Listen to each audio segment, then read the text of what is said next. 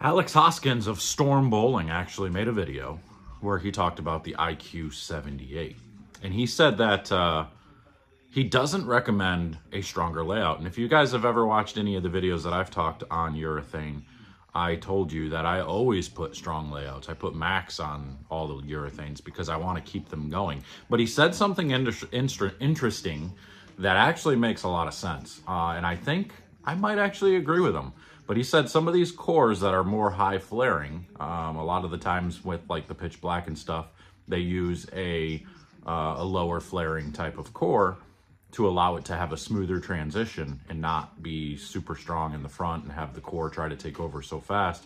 So with this new IQ 78 and having a stronger core that does flare, he said he recommends using not your strongest layout, maybe going up a little bit in pin distance instead of using a 3.5-inch pin like I use.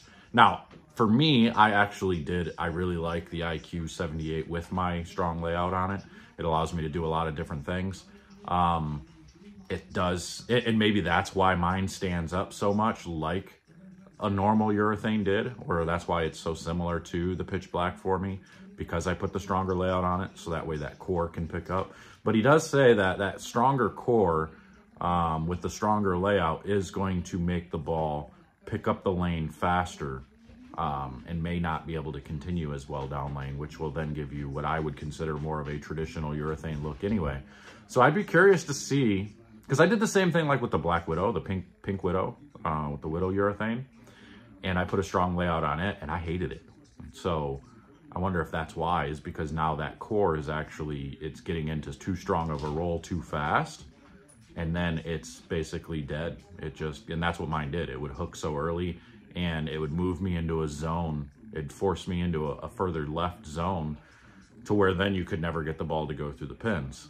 So I wonder if maybe like with a pink, I got a pink Widow in the shop that's been sitting there for a while. I wonder if not that it's gonna matter, I can't use it on tour anyway, but I wonder if I were to put like a 5-inch pin on it, if it would then do really well, because it would transition a little bit slower. It would find its axis just a little bit slower, being that it has the longer pin.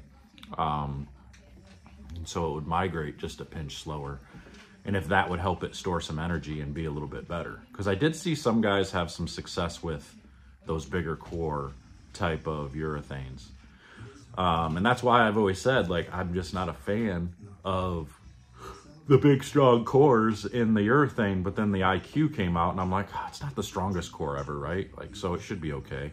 And I do like it. I like it a lot. So I guess take this into consideration. If you're drilling the new IQ, I know I have a couple pre-ordered for people wanting them at my shop. So I definitely am going to take this into consideration with the new urethane, with the new IQ 78.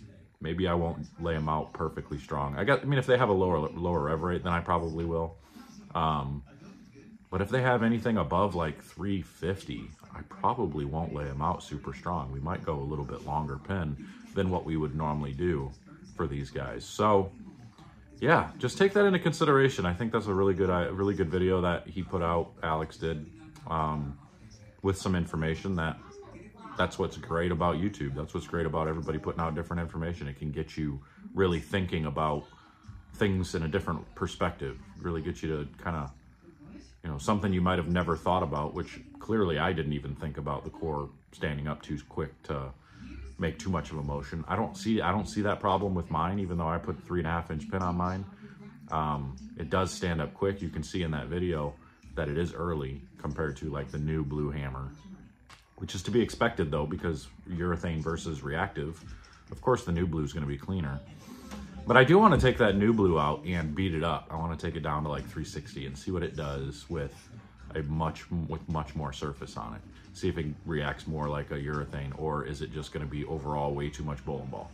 I think it's probably just going to overall be way too much bowling ball, but I'm curious to find out. I'm not going to go any lower than 360 because you're going to ruin a bowling ball if you do that, because I want to be able to take it back up a little bit, back to 500, and see how she does. But yeah, so take this into consideration, just kind of rambling at this point. But if you drill a IQ 78, instead of like your maxed out flare, maybe just go a 1/2 inch to an inch further away pin distance, get it to flare just a little bit less.